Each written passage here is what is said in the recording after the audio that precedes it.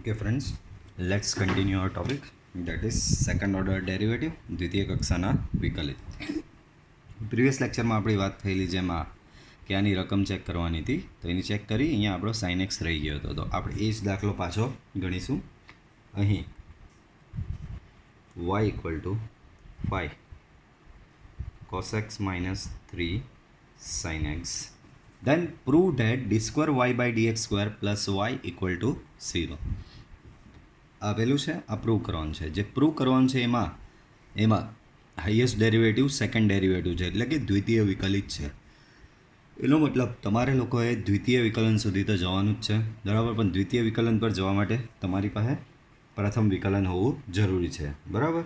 સો બંને બાજુ એક્સની સાપેક્ષે વિકલન લેતું. So dy by dx equal to આનું એક્સની સાપેક્ષે વિકલન તમે લેશો, સો -5 sin x. આનું એક્સની સાપેક્ષે વિકલન લેશો -3 cos x. ઓકે, અગેન આ તો તમારો ફર્સ્ટ ઓર્ડર ડેરિવેટિવ થયો, પ્રથમ વિકલિત થયો. આપણે દ્વિતીય વિકલિત સુધી જવાનું છે, તો પાછું વન મોર ટાઈમ બંને બાજુ એક્સની સાપેક્ષે વિકલન લેતા. તો ડીવાય બાય ડીએક્સનું પાછું એક્સની સાપેક્ષે વિકલન થશે તમારું d² y by dx square. Again here -5 sin x છે, સો -5 sin x નું ડેરિવેટિવ થશે -5 cos x. Same way cos x નું ડેરિવેટિવ થશે -sin x, so 3 sin x. Okay, again જો આમાંથી માઇનસ કોમન કાઢવામાં આવે, બિકોઝ આગળ કેમ પ્રોસેસ કરી રહ્યા છે, કારણ કે આપણો હજી ફાઇનલ આન્સર જે પ્રૂવ કરવાનો છે હજી આવ્યો નથી. સેકન્ડ ડેરિવેટિવ લીધું છતાં પણ આપણો ફાઇનલ આન્સર આવ્યો નથી, સો આગળ જવું પડશે. આમાંથી માઇનસ કોમન લેવો, સો માઇનસ કોમન લઈએ તો 5 cos x minus 3 sin x. ઓકે, સો 5 cos x minus 3 sin x, પણ આ તમારો શું છે, y છે. Therefore d² y by dx square minus y, આ તો તમારો વાય થશે. ઓકે, ચાલો વાયને તમે સામે લઈ જશો, so d² y by dx square plus y equal to 0. Hence proved. જે તમને સાબિત કરવાનું હતું એ સાબિત થઈ ગયું. નેક્સ્ટ જોઈએ.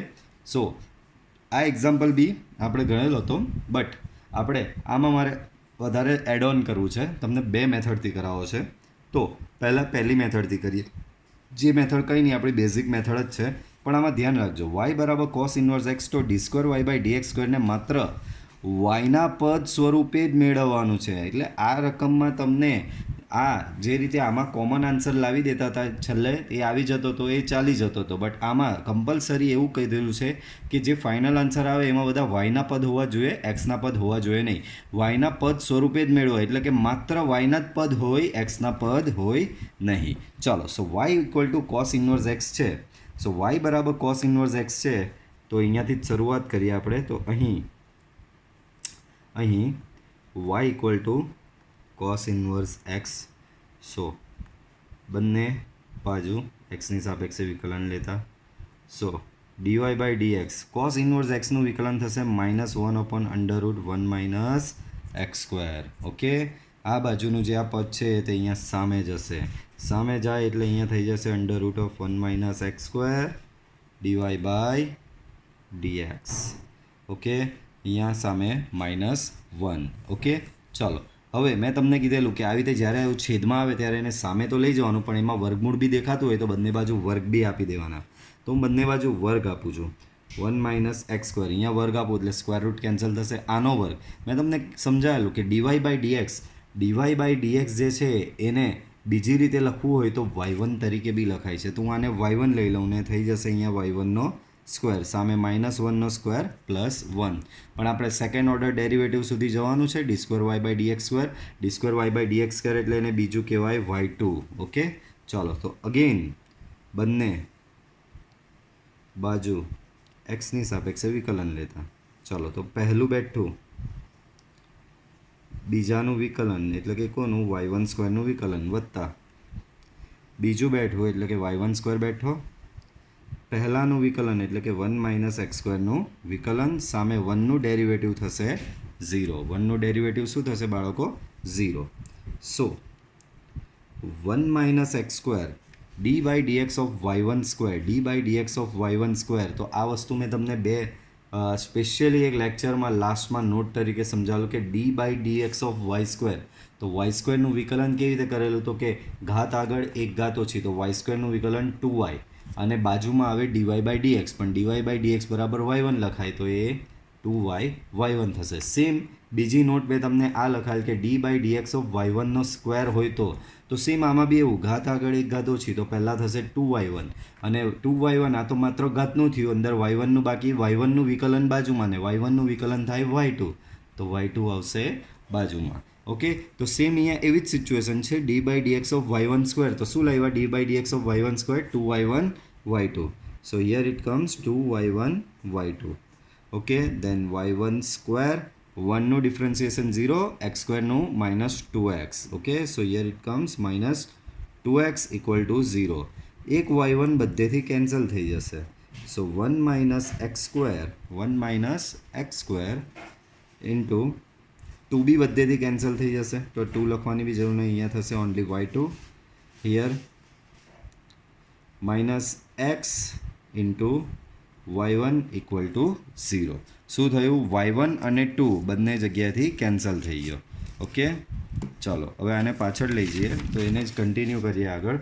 શું આવેલી સિચ્યુએશન? 1 માઇનસ એક્સ સ્ક્વેર આવેલો, સાથે y2 minus x y1, y2 minus x y1. તો તમે જોઈ શકો છો કે અહીંયા બધું વાયના સ્વરૂપમાં હજી આવ્યું નથી, વાયના સ્વરૂપમાં હજી બધું આવ્યું નથી. વાંધો નહીં, તો આપણે આને કન્વર્ટ કરીએ બાળકો.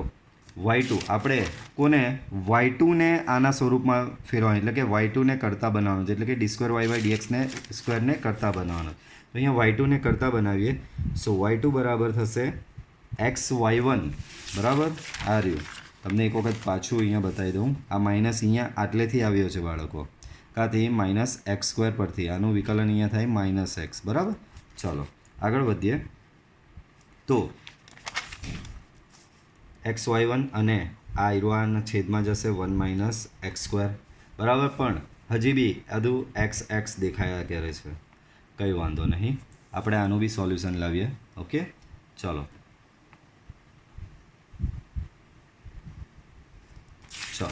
ઓરિજિનલ રકમ પર ધ્યાન આપીએ.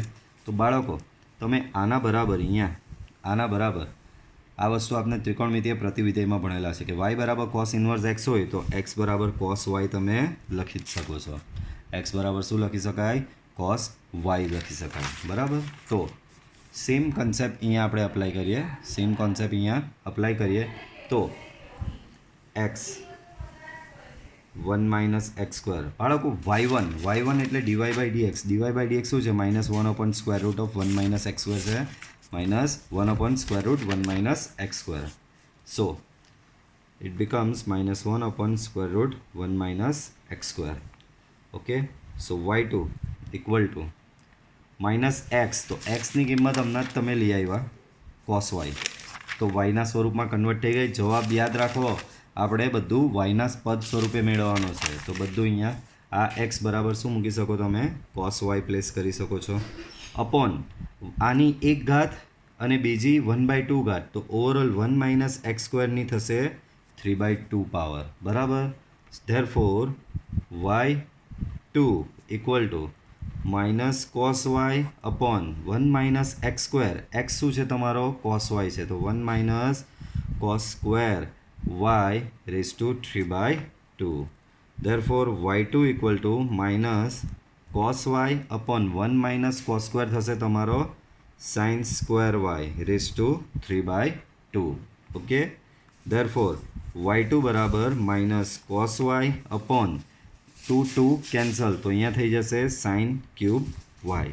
ઓકે, તો તમે જોઈ શકો બધું વાયના સ્વરૂપે આવી જ ગયું છે. સો y2 ઇક્વલ ટુ અને cos અપોન સાઇન, એક cos છે ને એક બીજો એક આમાંથી સાઇન લઈ લઉં ક્યુબમાંથી, તો એ થઈ જશે cot y.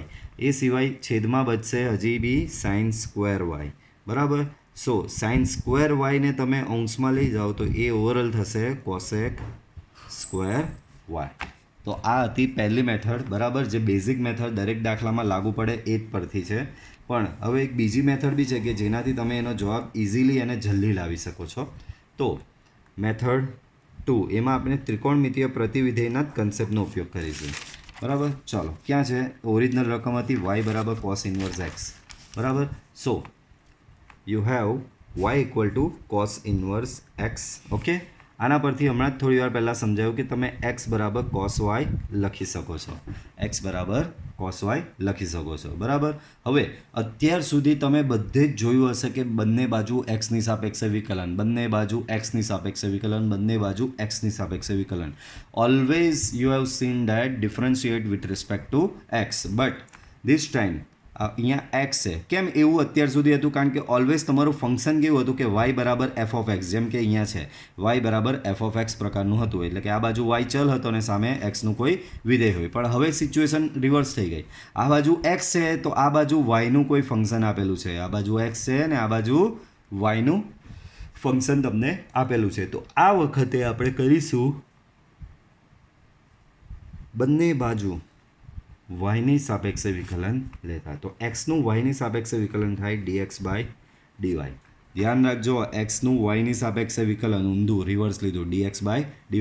સો કોસ વાયનું વાયની સાપેક્ષે વિકલન શું થાય? Minus sine y. હવે અડધા કે સર dy બાય dx લખો. અલા ભાઈ, વાયની સાપેક્ષે છે તો વાયનું વાયની સાપેક્ષે લેતા હોઈએ તો અહીંયા dy બાય dx લખવાની થોડી જરૂર.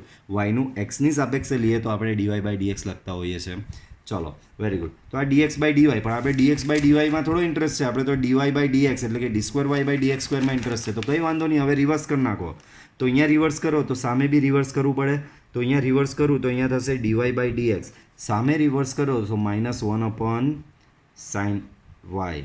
Okay, so dy by dx becomes minus cosec y. Okay, minus cosec y થશે. ચાલો આગળ વધીએ. પણ આપણે તો d square y by dx square જોઈએ છે.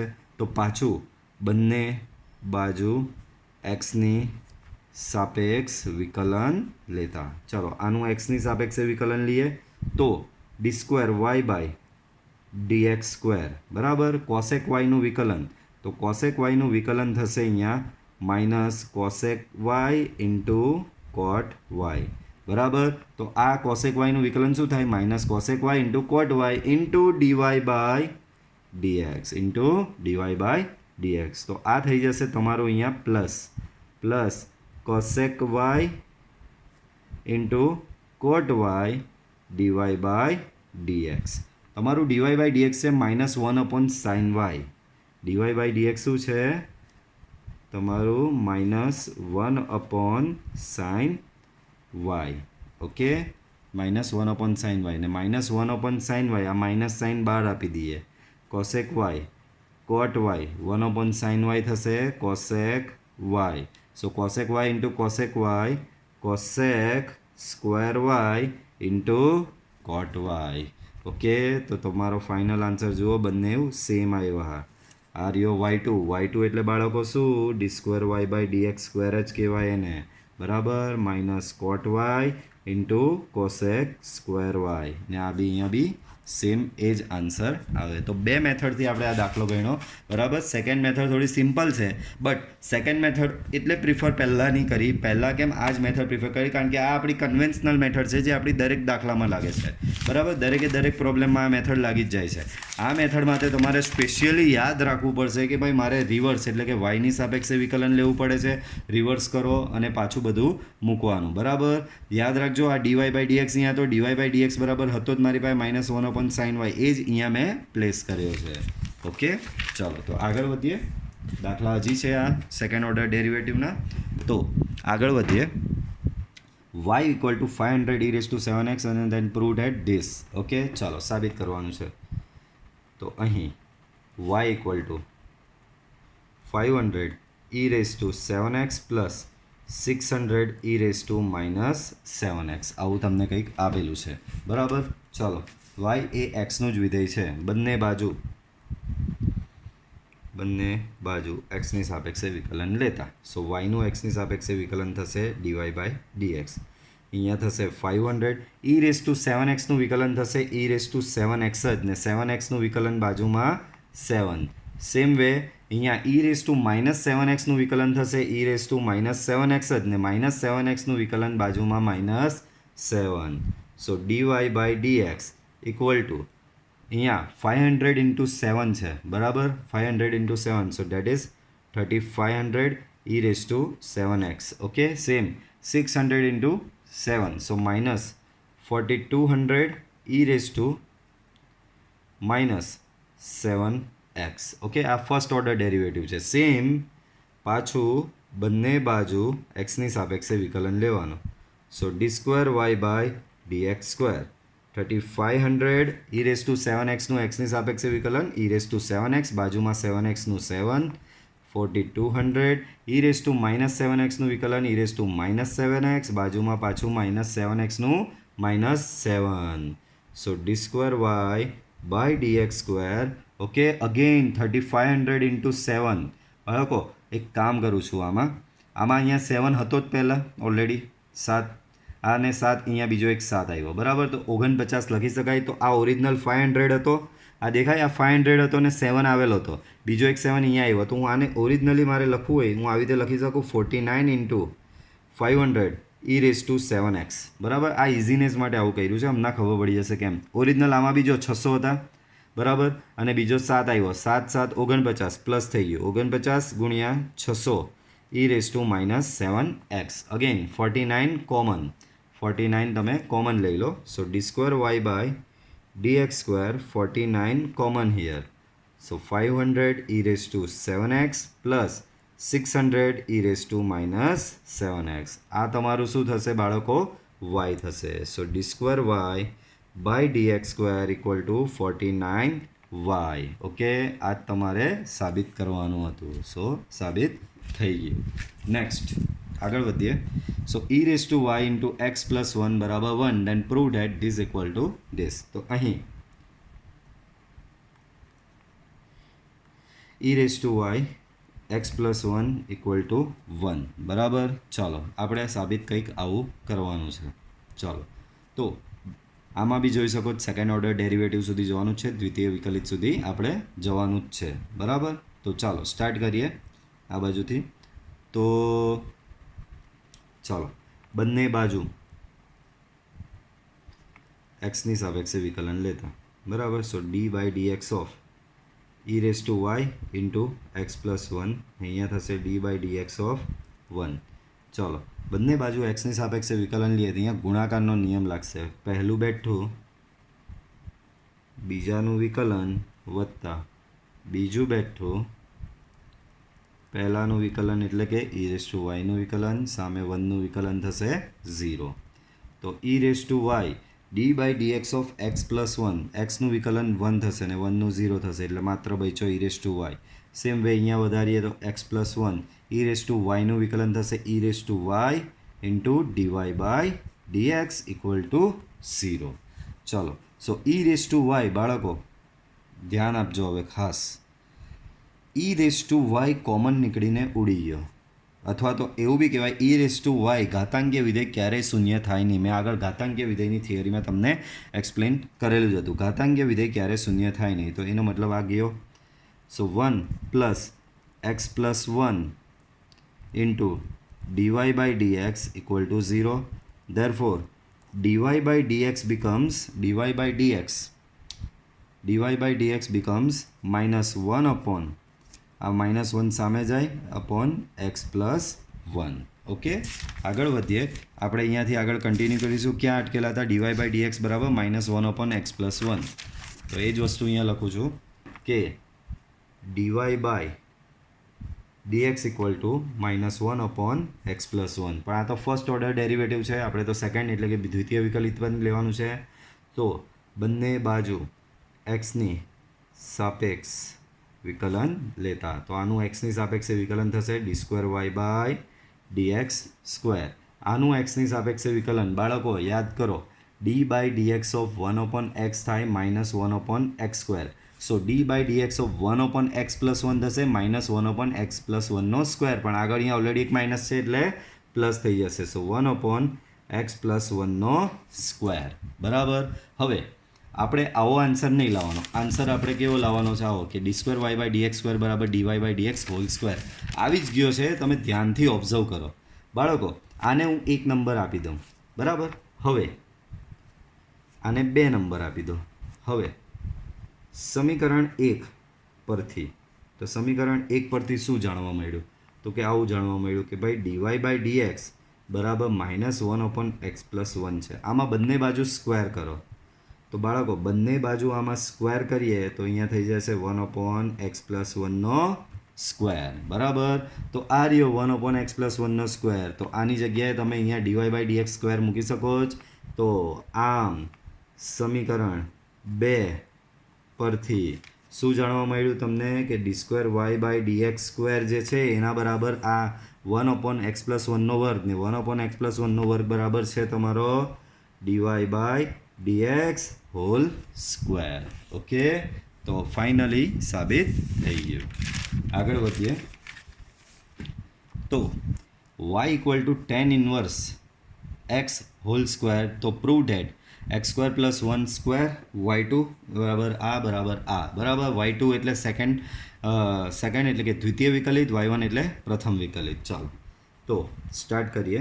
અહીં y = tan inverse x whole square. Okay, બંને બાજુ